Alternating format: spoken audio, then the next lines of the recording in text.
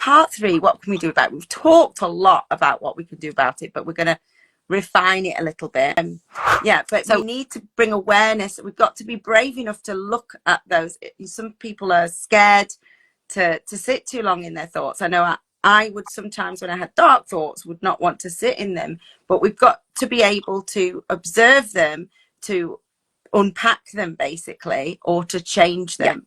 We're not aware. And I haven't put so much today because I thought you might like to do a little bit of talking today. Yeah. So we've got 10 minutes. Well, we can run as long as we need to, but we've got 10 minutes for your announcement. Okay. Yeah, so part 3, what can we do about it? We've talked a lot about what we can do about it, but we're going to refine it a little bit. So as we said, healing starts with self-awareness and compassion, because to be truly self-aware, you have to be compassionate to yourself, because otherwise you will just lie to yourself, won't you? And make excuses. You'll just pass the buck. It's not really me. And giving yourself space to do that. So self-reflection needs quiet time, whether that's in nature, whether that's in meditation, whether it's a quiet space in your home, 5 minutes in the morning, 5 minutes at night. You need some alone time. Be alone with your thoughts. And I think that's another thing. I think some people don't like to be alone with their thoughts, do they? I know I certainly, I was in my thoughts a lot. But sometimes my thoughts would be overwhelming because I didn't say nice things to myself. So then I would put music on, or I wouldn't want to sit quietly on my own. yeah, I was the same. I had to have noise. I had to be around people. I had to just, the radio going in the mornings, the radio going when I come into the house after work. Always have to have noise. I remember when I started healing, I'd come into the house and I'd be pottering around, and 10 minutes go by and I'd, shit, I'm going to turn on the radio. And I'm like, oh, I went 10 minutes in silence. How weird is that? And then I started to appreciate silence. And I love being in silence now because I get to ask myself those questions.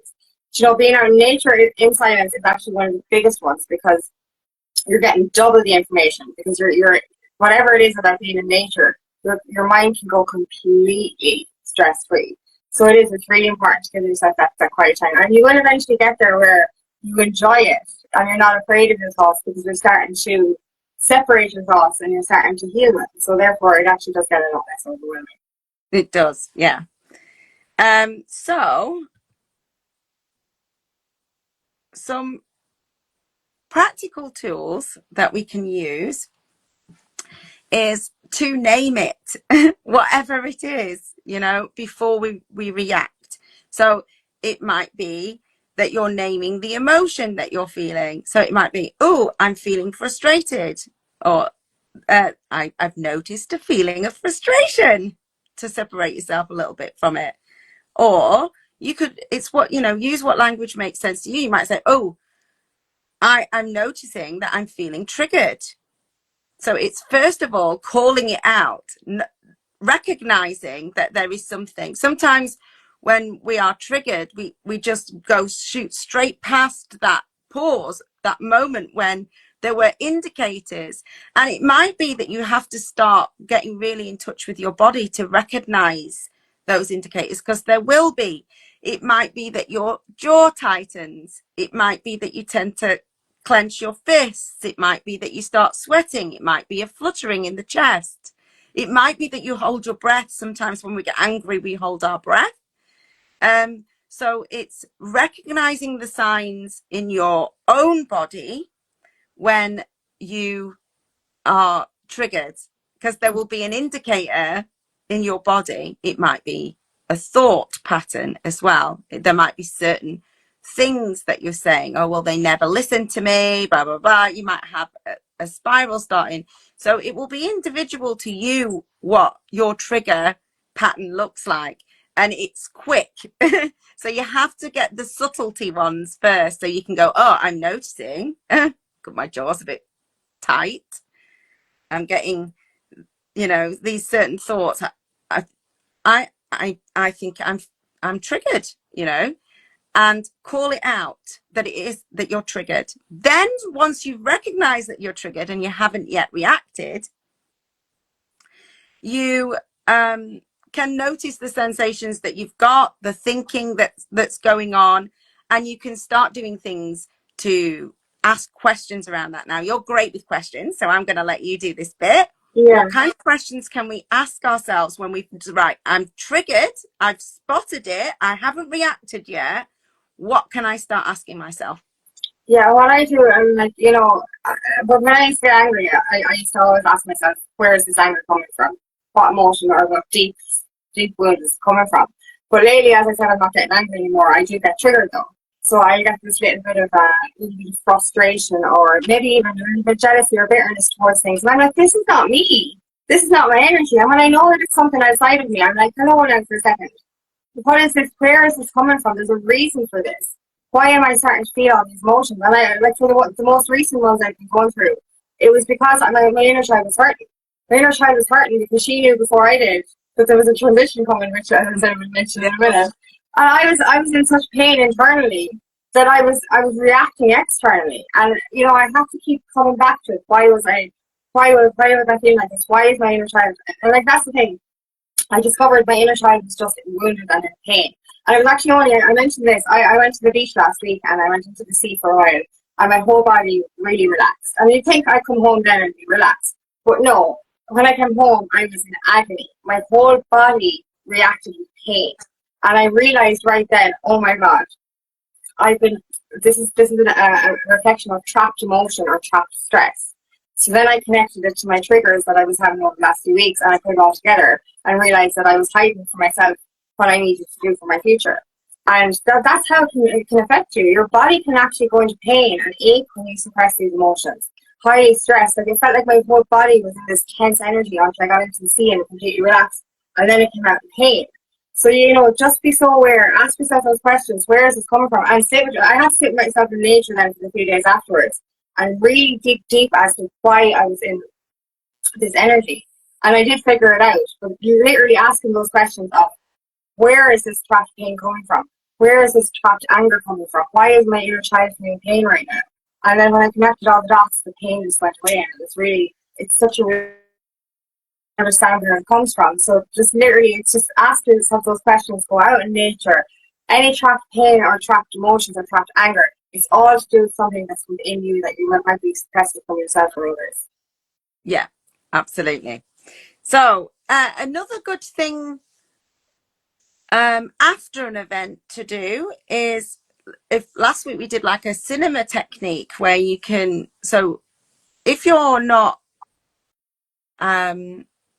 used to separating yourself from your thoughts, you can do types of visualization that can help you separate yourself from your thoughts.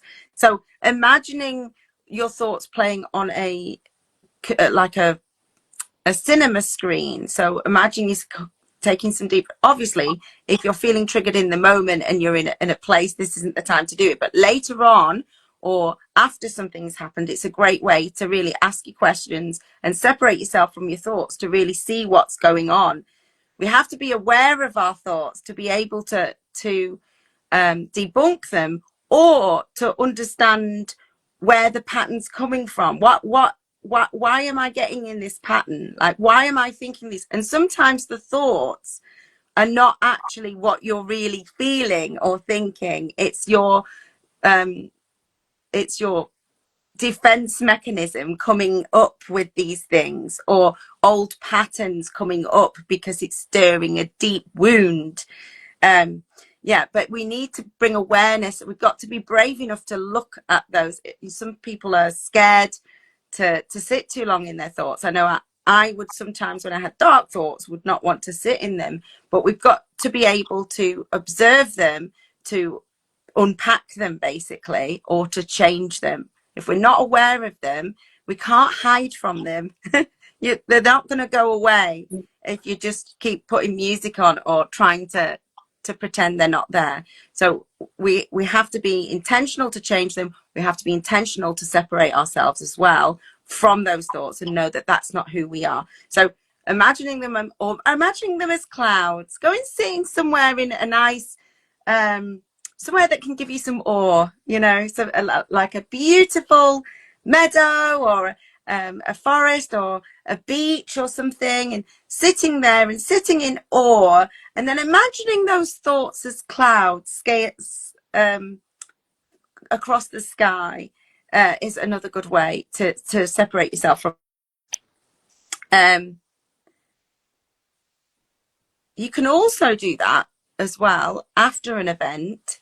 So say you had an outburst, imagining it playing out on a screen is also a good way to take you out of it, so that you're dissociated from it, so that you can see everybody's point of view. Sometimes we can't see beyond our own filter to see what's really going on.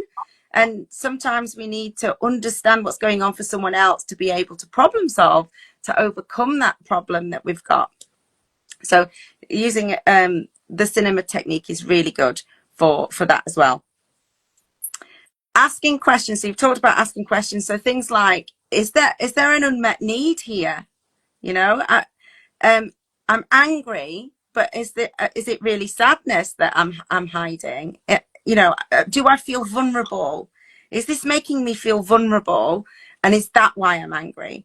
Yeah, that's a good point, because it was my abandonment movement that was triggered over the last few weeks. That was the reason for me actually being triggered, and that's a good one to ask yourself. You know, is your inner child hurting right now? Is there something within your inner child that might need to be fixed? Yeah.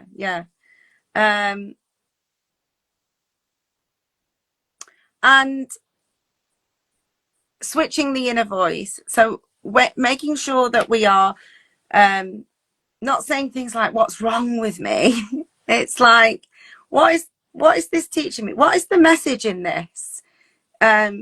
Because that's what we've got to be really intentional about the language that we use. So it's not there's nothing wrong with you. This is a normal human experience. That's what humans are meant to go through. Emotions, we're supposed to experience emotions, and anger is one of those. Being triggered is one of those things. It's just an indicator. So it's not, ooh, bad you. You've got to move from that. And I'm not saying, you know, we can say, oh, well, I was angry and I shouted at that person, but it's just my inner child hurting. So, you know, it's not bad me, and then move on. Like if you've done something to hurt somebody, then you still need to do the right thing, you know. But when you understand where the anger's come from, or what sparked that moment of lack of control, then it's much easier to own it, and much easier to apologize for it. If we can't see that it was ours and not them, it can make us not want to apologize. In fact, what we might do is might make excuses in our head why actually they deserved it, or actually they they never apologized to me, so I'm not, I'm not apologizing to them. They snapped at me before, and our brain searches for, it's not my fault. So we need to be taking responsibility for the times when we do hurt somebody else by our outbursts, but it's not bad you. And that's why self-compassion and how you speak to yourself is so, so important. Yeah. And I haven't put so much today because I thought you might like to do a little bit of talking today. Yeah. So we've got 10 minutes. Well, we can run as long as we need to, but we've got 10 minutes for your announcement. Okay. Yeah, so unfortunately, next week will be my last week on Midweek Mindset Live. It has actually run its course for me, and I've been guided to do other things. So, it's been a big part of both our lives for such a long time now. I don't even know how long we've been doing this, but it feels like such a long time, and it has been so special.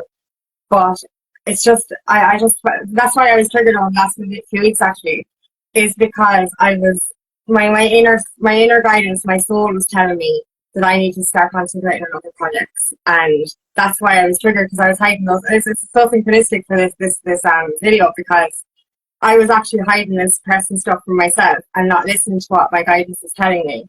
And that's why I was getting triggered. But I figured it out obviously after going to the beach and stuff, and I spoke to Carol on Sunday night, and I realized that, it's just time for me to move on. It's time for me to try different projects and different endeavors for my career. So next week is my final week on Living Mindset, and it is going to be sad for me to go, but we have to listen to what's within us, and that is so important. So yeah, I'm going to miss doing this. I'm going to miss doing this with you, Carol, and yeah, it is sad, but we have to go where our soul leads us, and I think it's time for Carol to go solo anyway and use her voice on her own endeavors as well. So.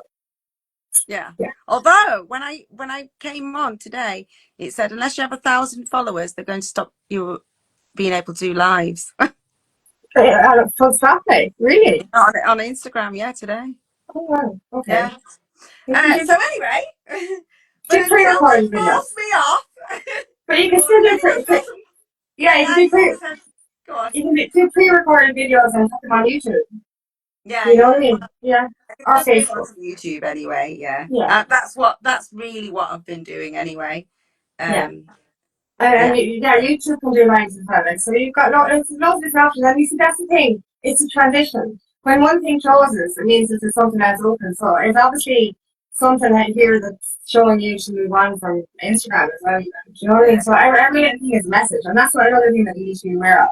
Every door that closes, there will be one that opens. And see it as like endings that are, new beginnings. They effectively are. So be aware of that. I know this is sad. This is a sad transition for both of us. But I think effectively, and it's funny because we were speaking about leaving our comfort zone and change over the last few weeks. It's just built up to this, isn't it? Yeah. We've been on a little journey, and we've been speaking and not really paying attention to.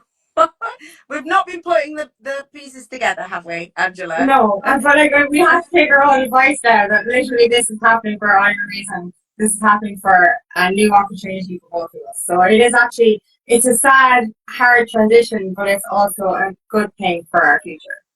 Yes. And like I say, when I logged on today and hit live, it said that it's taking lives away for people that have less than 1,000 followers. So it didn't say when that's going to be. So until I am forced off, I am going to keep doing it. So I will still be here even after that week until Instagram decides I'm not popular enough to keep doing it. And then I will figure something out. Yeah. So I'm still going to be here. And me and Angela see each other. We see each other 3 times a week currently.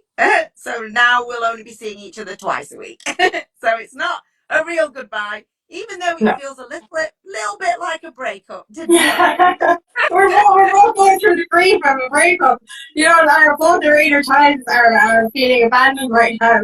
It's weird. Like, even if you choose to walk away from something, your abandonment is still going to be triggered. And that's what's been going on for the last couple of weeks. Like, it's just literally, we are going through this pain of a breakup, even though we're not breaking up in real life. It's just that it's and even though we're going to still see each other twice a week.